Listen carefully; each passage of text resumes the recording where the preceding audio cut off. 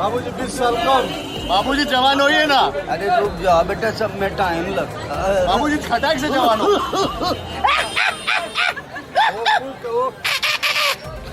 Majority जो कि कश्मीर के मुसलमान हैं उन पर बहुत अत्याचार किए जाते थे और पंडित की मोनोपोली के कारण ही अमीर पंडित और गरीब मुसलमानों के बीच में खाई बढ़ती चली गई।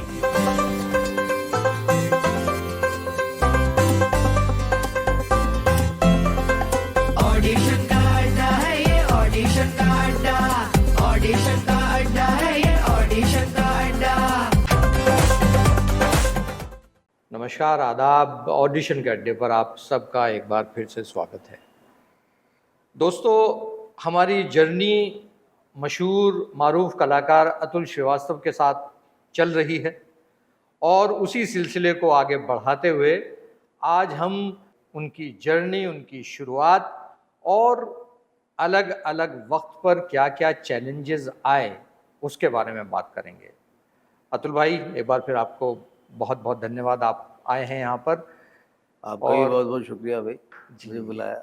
अतुल भाई, ये हमारे दर्शक, हमारे भावी कलाकार सबके लिए बहुत बड़ी सीख है कि आप जो अपने तजुर्बे की बातें शेयर कर रहे हैं, ये एक ऐसा लर्निंग ग्राउंड है उनके लिए जो किताबों में नहीं मिलता। एक आदमी जिसने अपनी एक्टिंग की दुनिया में शुरुआत करके एक मकाम हासिल किया है, तो वो दिन दो दिन में नहीं, बरसों की तपस्या है वो।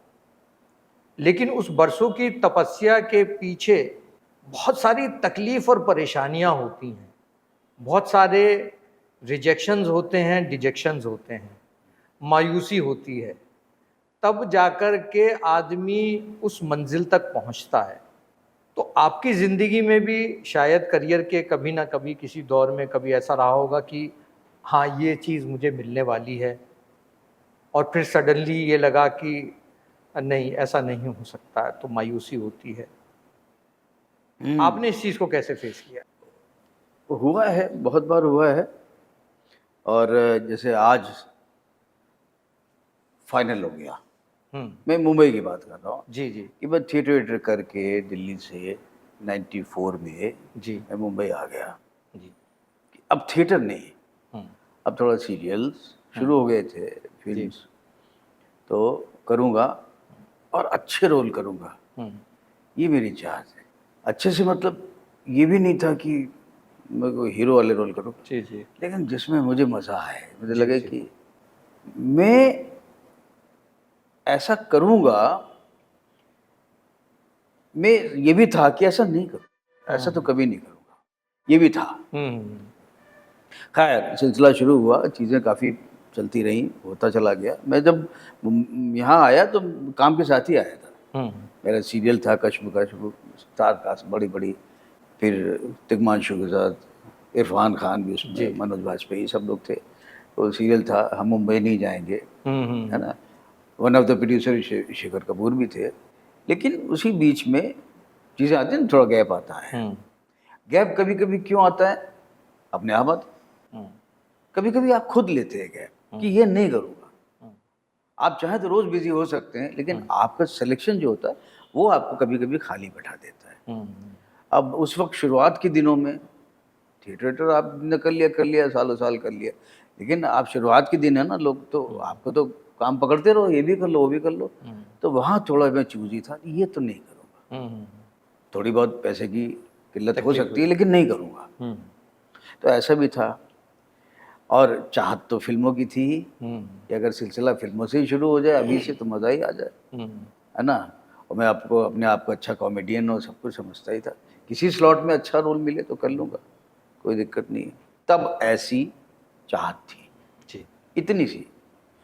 उसी बीच में बहुत ज़्यादा कुछ नहीं आया, तो मेरे ख्याल से हाँ, सॉरी मेरी लॉरी, जी जी जी, फर्स्ट स्टैंड अप कॉमेडी हमारी इंडस्ट्री की, वो मैंने किया था। जी। बहुत लोग जान गए थे, शक्ल से मुझे पहचान गए थे। तो वो मैंने, तब कैसेट्स होते थे ना, मैंने बांटा हुआ था।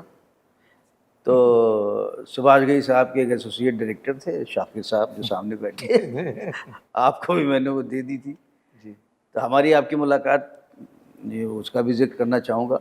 Animation serial Alice in Wonderland में मैं आवाज़ें देने आता था। जी, जी। ज़्यादातर मैंने चूहे की आवाज़ दी। हाँ, वो यही बात थी अतुल भाई कि जब हम उस एलिस इन वंडरलैंड को डब कर रहे थे हिंदी में, तो उसमें बड़ी कैरेक्टरिस्टिक वॉइसेस की ज़रूरत पड़ती थी और कुछ कैरेक्टर्स ऐसे होते थे कि कोई बड़े से बड़ा डबिंग आर्टिस्ट भी उसको नहीं कर पाता था।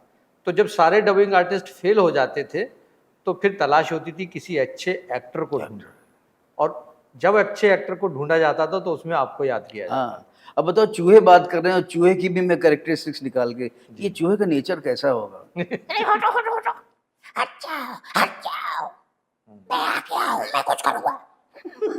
मुझे अभी याद करेक्ट। कुछ चुहिया होती थी, हेलो, जी जी मुझे याद आ रहा।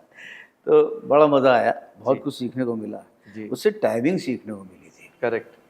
और एक जानवर को भी आप एक कैरेक्टर की तरह महसूस करके, क्योंकि वो बोलने वाला, उसमें सभी लोग बात कर रहे हैं। जी जी सबके डायलॉग है, चूहा भी बोल रहा है, ये भी बोल रहा है, तो उसमें कोई तो कैरेक्टर, उसकी सोच क्या है, और आपको लिपसिंग करनी है। सबसे बड़ी बात ये टेक्निकल चीज ये, जी। उसमें तो कच्चा खा जाता था मैं भी। हाँ, तो तरह तरह के मैंने वो अपनाए हथकंडे, है ना, तो वहाँ रिदम काम आई, करेक्ट।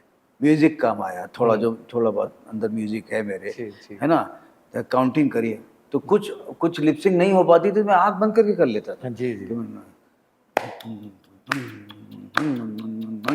इतने कि 5 बार में ये बोलेगा, उसके बाद फिर एक रिदम रुका, फिर बोलेगा।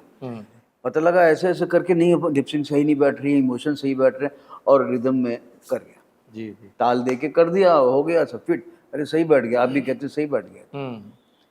तो ट्राई आउट करके चीजें बन, कोई सिखा नहीं रहा है, आप ढूंढते डिस्कवर कर रहे हैं, आप ढूंढने में, डिस्कवर करने में अपने आप सीखते चलिए। तो उसके बाद आपका भी सिलसिला बड़ा, आप सुभाष घई साहब के एसोसिएट तक पहुंच गए। परदेश की बात है जी। तो उसमें मुझसे कैसेट देने के बहुत दिनों बाद आपका फ़ोन आया कि आप कहाँ हो। मैंने कहा मैं आराम नगर में हूँ। आपने कहा आप ये समझो कि स्कूटर पे, ऑटो में बैठे हो। तो मैं समझ गया अर्जेंसी की बात है। जी जी। तो गर्मी के दिन से तरबतर पसीने से पहुंच गया मैं घई साहब के ऑफिस। तो आपने कहा कि ऊपर अभी बैठे हैं, खाना खा लें, मुलाकात के मुंह धो लीजिए। तो मैंने मुंह धोया और उसका, ये हमारी शायद बात नहीं हुई थी कि उन्होंने कैसेट देख लिया है। जी जी। तो इतनी बात हुई कि मैं थोड़ा से ये था, सहमा भी था। जी। वो तो हमारी फितरत रही है कि मैं बहुत सहमा हुआ सा रहता था अंदर से। लेकिन वो हमारी जो एक्सपीरियंस, अनुभव था, वो हमको मजबूत किए रहता था। जी जी। तो थोड़ा से हमने कहा घई साहब बहुत बड़ी चीज़, भाई बहुत बड़े पर्सनालिटी के पास मैं जाने वाला हूँ, तो आने बस खाना खा लें, भेजता हूँ। खा लिया, मैं गया ऊपर। तो उन्होंने मुझे बहुत इजी कर दिया। हाँ बैठ ऐसे कर दिया। अरे भाई तुम्हारा अभी वो देखा मैंने, क्या बढ़िया करते हो यार तुम, बहुत अच्छा। तो वर्सेटाइल शब्द का उन्होंने इस्तेमाल किया। तो वर्सेटैलिटी है, तो कॉमेडी भी है, लेकिन उसके बावजूद है वेरी गुड। तो मेरा तब बायोडाटा ना लंबा चौड़ा आता था, 5-6 पेज का होता था। तो उसमें वर्कशॉप जो मैंने किया वो सारा थिएटर में सब अनुभव लेता हुआ आया था। तो ये तुम वर्कशॉप कैसे करते हो, ये सब बातचीत करने से मैं बहुत फिर इजी हो गया, रिलैक्स हो गया। उन्हें वर्कशॉप में ऐसे मिलती हैं क्योंकि हमें इसी फील्ड से कुछ करना होता था। करेक्ट। तो हम वर्कशॉप ढूंढते थे दिल्ली में, या पैसे ख़त्म हो गए क्या करें, तो वर्कशॉप यही आता है काम, और कुछ कर नहीं सकते। तो कुछ सरकारी वर्कशॉप्स होती थी, कुछ ये होती थी, कुछ प्ले डायरेक्शन होता था, स्लम एरिया में जाओ, ये करो, ऐसा करके। तो ये सब बताया उन्हें, तब वो आए कि ऐसा है कि बावर्ची फिल्म में जो राजेश खन्ना साहब का कैरेक्टर था उसी तरह का इसमें है। अरे मैं तो कहा अच्छा। बोले नहीं है तो नौकर। लेकिन वो पूरे फैमिली में उसको सब आता है, किसी को मैथ्स पढ़ा देगा, किसी को ये पढ़ा देगा, ऐसा ऐसा है, सब आता है, म्यूजिक भी आता है, सब आता है। तो मुझे मज़ा आया, मैं वाह, तो मैं चाहता हूँ तुम करो। अब मैं तो मज़ा आ गया, मैं बड़ा अंदर से भावुक हो गया सुन के ही। मैं कहा अच्छा। करूँगा, मज़ा आ गया। चलो ठीक है, जब होगा तो पता लग जाएगा। डन। नीचे आप लोगों ने मुझे चॉकलेट खिलाया। अब पैसे वैसे उसमें जो भी आपके प्रोडक्शन वाले थे उन्होंने बात की, कौन थे वो मुझे ये भी नहीं मालूम। जी जी जी। और बात हुई, हमने हाँ हाँ ठीक है बिल्कुल। हम्म। चॉकलेट भी खिला दी थी, एक तरह से साइनिंग हो गई। जी जी। उसके 4-6 दिन बाद आपने कहा कि पूरी राइटर्स लगे हुए हैं लिखने में, अभी भी पूरी टीम कहीं मार्ड आइलैंड में कहीं भी लिख रही है। जी जी, काम कर रहे तो इस मुकाम पे अभी पहुंचे हैं कि वो करेक्टर बन नहीं रहा है, हैं। लिहाजा वो हो नहीं पा रहा है। मत करो, छोटा हो जाएगा करेक्टर, वो सारी बातें नहीं आ पाएंगी। हम्म। तो वैसे साहब ने कहा we will work together in future, hmm. तो रहने दो। हम्म। तो मुझे उस समय कुछ नहीं हुआ। हम्म। जब ये आपने कहा ना ओके, हाँ। तो फ़ोन तो हमें घर पे ही था, लग जी, गया जी, था जी। सीधे फ़ोन आपका आया। तो हमने हाँ कोई बात नहीं, क्योंकि उस चीज़ की तो आदत पड़ गई थी। जी जी। इतने रिजेक्शन और इतनी चीज़ें में हिस्सा आया था, तो मुझे इतना होप भी नहीं था कि इतनी जल्दी चीज़ें मुझे हाथ में मिल जाएगी। तो वो तो मैं तो उसके लिए तैयार था। मैं तैयार किसके लिए नहीं था कि भाई साहब सामने से बैठ के मुझे ऐसा रोल बताएंगे, तुम करो। तो मेरा दोस्त था निर्मल पांडे, उसकी शूटिंग पे वहीं से गया, महबूब में शूट कर रहा था। तो मैं रो पड़ा बहुत। तो उसने गले लगाया, यार फाड़ देना तुम्हें, अच्छा करना। तो वो खुशी के जो मेरे आंसू गिरे थे, जी जी। और जब मना हुआ तो मुझे तो मुस्कुरा रहा था ना, ठीक है वो जल्दी आ गया, वो नहीं आना था। तो ऐसा हुआ, उसको इस तरह से लेता था मैं। करेक्ट। इसमें ऐसे बहुत बार हुआ, बड़े बड़े एक्टर, नाम नहीं बताऊंगा, जी। कि ये रोल है कर रहे हो, पता लगा उन्होंने कर लिया। और आज भी होता है ऐसा जी। कि अभी एक रोल मेरा कहीं फिक्स हुआ था बहुत बड़े प्रोडक्शन हाउस में, सीरीज के लिए। अब तो मैं माशाल्लाह कई सीरीज कर चुका हूँ, मेन रोल में कर चुका हूँ, लेकिन अभी एक और जो मैं चाहता था मैं करूँ। बहुत दिनों बाद ये जज्बा मेरे अंदर आया था, जो आप कह रहे थे कि ये करना है। उसने हम सारे ब्रीफ दे दिए, और ना कर दूंगा, कुछ कमाल हो जाएगा, बुला दूंगा, ये कर दूंगा, वो कर दूंगा, वो कमाल है। लेकिन एकदम से पता लगा उसका चेंज कर दिया, उसमें सब अच्छे लुक वाले, हाई फाई हाइट वाले, और जो वाकई में रिच लगते हैं, मैं तो शायद रिच ना लगूं। तो उनको ले लिया गया है। तो मुझे उसका दुख हुआ। थोड़े दिन जी जी। उसको लेके बैठा थोड़ी ना हो। हाँ, तो ये बहुत ज़रूरी है एक्टर्स को ये जानना कि भाई एक रोल होता है, उसको ऑडिशन भी कई लोग देते हैं, ट्राई भी कई लोग करते हैं, डायरेक्टर भी अलग अलग एक्टर्स को ट्राई करता है, और फाइनली सेलेक्ट एक होना है। ये नहीं तो कोई और होगा। जिसकी किस्मत में जो लिखा होगा। जी, जी। कई बार ऐसा हुआ कि मेरा ही दोस्त है, एक फिल्म अभी की थी मैंने, कुछ कट्टा हो जाए, गुरु रंधावा का फादर बना हुआ, अनुपम खेर साहब में जी। है ना, इला जी मेरी वाइफ बनी थी। तो आके गई वो फिल्म। तो उसमें फ़ोन आया मेरे पास कि आप फिल्म कर रहे हैं, ऐसा ऐसा है, तो ये फ़ोन आएगा, इनका फ़ोन आएगा। हम ठीक है, कि तुरंत शूटिंग शुरू होनी है बस।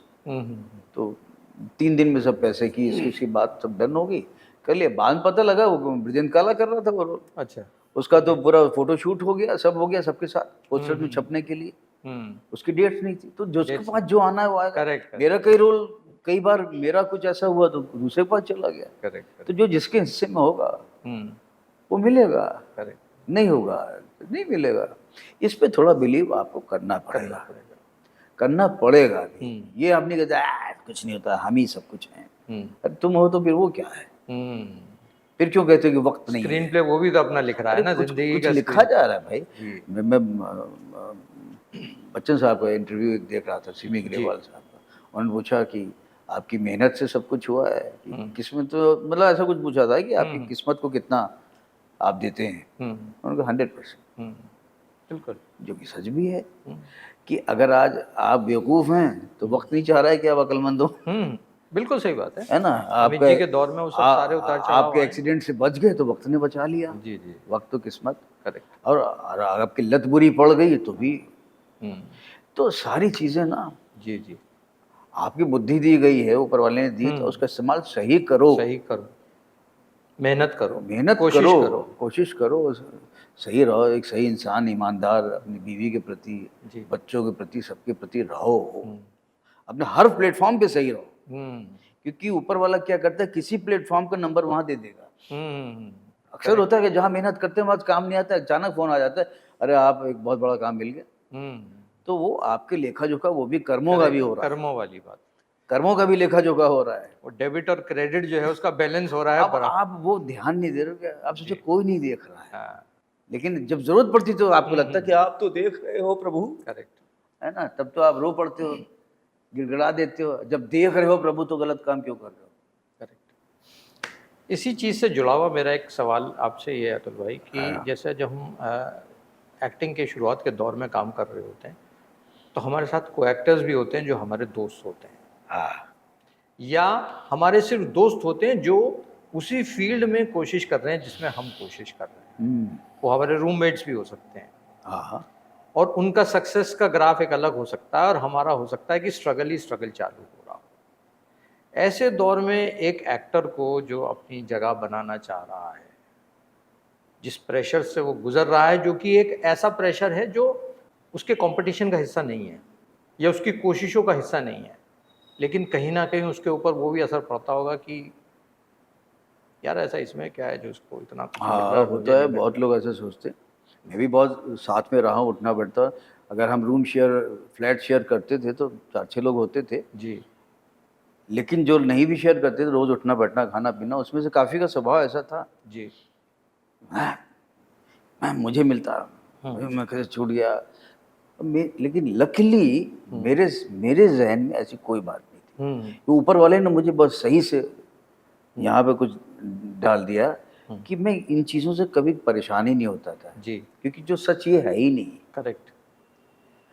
कि सबसे जो रुकावटें हैं ना आपके, वो हैं जहनी तौर की, जी दिमागी रुकावटें होती हैं जो आपको टैलेंटेड कम कर देंगी, आपको पता नहीं चलेगा। क्योंकि जब इतना से दिमाग है ना, उसमें आप बकवास की बातें भर लो, ईर्ष्या, जेलेसी, यानी किसी की सुख से दुखी हो जाओ, किसी को हासिल हो गया कुछ सफलता तो आप दुखी हो जाओ, ये रुकावटें हैं आपको टैलेंटेड ना करने की। जी जी जी आप रुक जाओगे, आप एक स्टेप पीछे आ जाओगे, तो इनसे दूर कर दिया। ये प्रैक्टिस का विषय है ना। आपको थोड़े से कभी लगे कि यार ये मुझे थोड़ी सी ईर्ष्या क्यों हो गई, तो खट से उसको हटा दो, क्योंकि वो बहुत अच्छा जा रहा है, वो अपने हिसाब से जा रहा है, जान दो ना।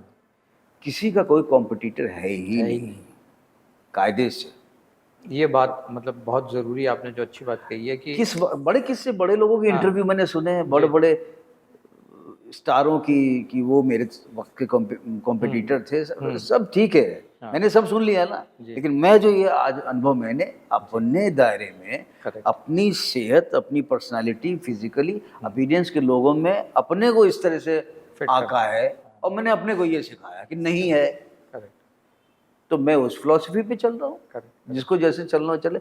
नहीं है, मैंने ऐसे ठीक किया अपने आप को, बिलीव की बात है, मैं ऐसे लेके चल रहा हूँ। शायद इसी बहाने मेरी किस्मत से थोड़ा ज़्यादा मुझे मिल जाए, है ना। करेक्ट। लेकिन मैं अपने आप को कम टैलेंटेड नहीं करना चाहता हूँ, मेरी भूख कम ना हो, और मेरी भूख के साथ मेरी खोज बरकरार रहे, उसमें कोई बीच में कोई आना नहीं चाहिए, बस। बिल्कुल सही कहा आपने कि ये कुछ ऐसे सेल्फ क्रिएटेड हर्डल्स हैं, खुद ही हम पैदा कर रहे हैं, और खुद ही जो है 2 कदम पीछे ले जाएगी वो चीज़ में। जिद्दी होना सबसे बड़ा हर्डल है, किसी को ना सुनना सबसे बड़ा हर्डल है, किसी का बिना मतलब मजाक उड़ाना सबसे बड़ा हर्डल है, किसी को बेवकूफ समझना, और किसी का सेंस ऑफ ह्यूमर एक ही जैसा होता है, सरकाज़िम वाला। मेरे बहुत दोस्त हैं, नाम नहीं लूंगा जी, मतलब ये तो मैं यूं ही कह गया, नाम तो लेना भी नहीं चाहिए। वो क्या करते हैं, वो खूब खिंचाई वाले हैं, 2-3 लोग मिल जाए तो मिलके आपकी ऐसी तैसी कर देंगे, खूब अच्छा हंसेंगे।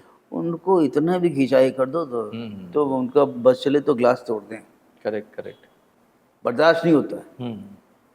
तो अरे ह्यूमर सात्विक रखो, जिसमें किसी को हर्ट ना करना, मजा तो उसमें। क्लास तो वही है ना, मतलब अल्टीमेटली। अरे आप कॉमेडीज जो बहुत तरह की होती हैं, जी जी जी जी, किसी के मुंह चिढ़ा दो, तेरा मुंह क्या है, बंदर जैसा है, अरे ये तो बच्चों वाली बात है। करेक्ट। कुछ और कह के हंसाओ ना, बात तो ये भी। अच्छा, हर एक्टर का जब कोई एक नया रोल या नया कैरेक्टर उसको मिलता है तो वो अपनी एक होमवर्क करता है, एक स्टडी करता है। आपका भी क्या कोई प्रोसेस है कि एक पर्टिकुलर कैरेक्टर अगर मिला है तो वो क्या प्रोसेस है जो आप अपनाते हैं in terms of your self study, या सीधा जो ज़िंदगी का तजुर्बा है उसको घोल करके पूरा पिरो करके निचोड़ करके उसमें डाल देते हैं? सबसे पहले तो टेक्स्ट समझो। हम्म, मेरा ये है कि वो क्या चाह रहा है, हम्म, वो किस फॉर्मेट में बनाना चाह रहा है डायरेक्टर। हम्म, राइटर हर शब्द में क्या कहना चाह रहा है, हम्म, ये समझ लो। उसके बाद सब्जेक्ट तय करेगा प्रोसेस। हम्म, अतुल नहीं तय करेंगे, हम्म, सब्जेक्ट तय करेगा कि कौन सा प्रोसेस अप्लाई करो, हम्म, क्या ढूंढो। हम्म, किसी कैरेक्टर को ढूंढ के उसमें मैनरिज्म डालो, हम्म, या अपने में ही मैनरिज्म डालो, हम्म, या अपने को ही प्ले करो, या किसी और की बॉडी लाइन लाओ। क्या है क्या होगा अभी कुछ नहीं पता, जी जी, वो सब्जेक्ट बताएगा। तो पहले सब्जेक्ट को समझना बहुत जरूरी है। उसके हिसाब से मेरा जो प्रोसेस है कि प्रोसेस बाद में अप्लाई होता है, और सबका कुछ ना कुछ होता ही है जी, है ना। तो मेरा तो यही है कि भाई देखते हैं सब्जेक्ट क्या कहता है। कभी कभी सब्जेक्ट तो ये कहता है कि कंफ्यूज ही रखता है कि यार कैसे करूं, इफ एंड बट्स चलते रहते हैं बहुत। और सीरियल ने हमको फास्ट करना भी सिखा दिया। जी, मैंने इतने सारे सीरियल किए, उसने बहुत जल्दी से कैरेक्टराइजेशन करना सिखा दिया कि बस टाइम नहीं है, कल शूट करना है भाई, जी, जी, जी, जल्दी करो, प्रोसेस, हाँ, प्रोसेस फॉलो कर, जल्दी गुंजाइश करो, जल्दी करो। तो उसमें भी हमने बहुत कुछ जल्दी जल्दी सीखा। लेकिन आज अगर मैं थिएटर फिर से करूं हम्म, तो फिर से स्लो हो जाऊंगा, हम्म, फिर से इफ एंड बट्स बहुत दिनों तक चलते रहेंगे।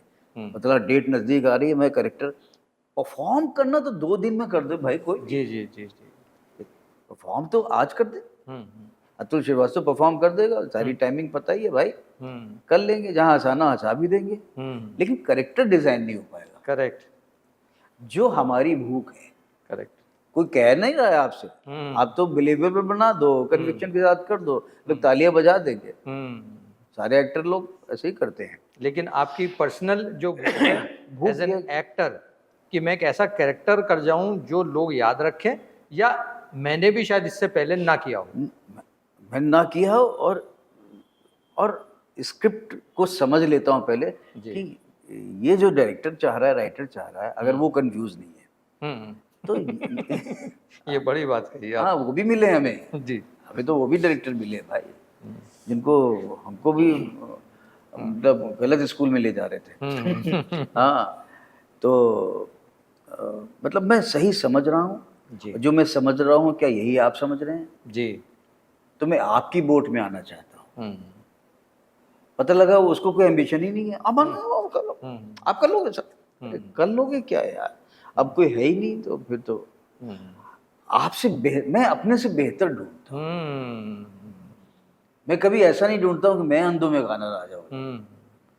तो मैं बड़ा हताश हो जाता हूँ, क्या चाहते हैं यार, कोई बता ही नहीं रहा है क्या चाहते हैं। तो मैं ये समझाऊंगा स्क्रिप्ट से, ये सही समझाओ ना, हाँ यही है स्क्रिप्ट, ओके, तब मैं ढूंढता हूँ। फिर मैं 2-3 वेरिएशन दे के कोशिश करता हूँ अगर समय है तो। अरे हमें तो ऐसे ऐसे मिले में बड़ा इंटरेस्टिंग किसे, मतलब क्रिएटिव डायरेक्टर आ गई। हाँ सर, बड़ी देर बैठा तब आई। हाँ हाँ सर, क्या सोचा आपने कैरेक्टर के बारे में? ना पढ़ा, मैं सोच रहा हूँ वो ऐसा है, लेकिन कहीं स्क्रिप्ट में ही कॉन्ट्रडिक्शन तो नहीं है। देखो ना, वो आप एक तरफ कह रहे हो कि ये भी है, और एक तरफ सनकी भी है, और एक तरफ फिलोसफर भी है, नहीं जा रहा है इसमें।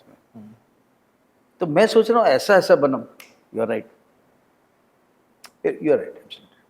अच्छा, मैंने क्या सोचा है कि आपको एक ऐसे ऊंचा ऊंचा कुर्ता देंगे और यहाँ पे ऐसे दुपट्टा देंगे, ऐसा तो वो अच्छा रहेगा। चला ऐसा ऐसा कुर्ता ऊंचा देंगे और पजामा ऐसा देंगे, चला अजीब सा गंदा लग रहा। मुझे कई एक्टरों ने कहा जब वो शुरू हो गया कि सर मामला अच्छा नहीं लग रहा है, गंदा अटपटा लग रहा है। ये क्रिएटिव हेड है, क्रिएटिव डायरेक्टर है। आप क्या करो, जब आपने अपने बारे सारा उसको पूरा वर्णन करके पूरा आपने उसको एक एक करके दिखाया समझाया, तो कहा यही तो चाहिए। थोड़ी देर में क्या चाहिए, वो दुपट्टा चाहिए। ये उनकी क्रिएटिविटी है। तो आपको वहाँ भी काम करना है, ऐसे भी मिले और कई बार ऐसे भी मिले कि मज़ा आ गया, हाँ क्या बात है, डिस्कशन मज़ा आ गया। लेकिन एक एक्टर के लिए बहुत ज़रूरी है कि अडेप्टेबिलिटी उसमें होनी चाहिए, क्योंकि अल्टीमेटली आपको काम करना है। बहुत बहुत शुक्रिया अतुल भाई, थैंक यू। और नेक्स्ट एपिसोड में हम और मज़ेदार बातें लेकर के फिर हाजिर होंगे। भिन्न भिन्न प्रकार के कलाकारों का डब्बा, भिन्न भिन्न प्रकार के कलाकारों का डब्बा, खोले तकदीरें उनकी जो टैलेंट के अब्बा अब्बा। ऑडिशन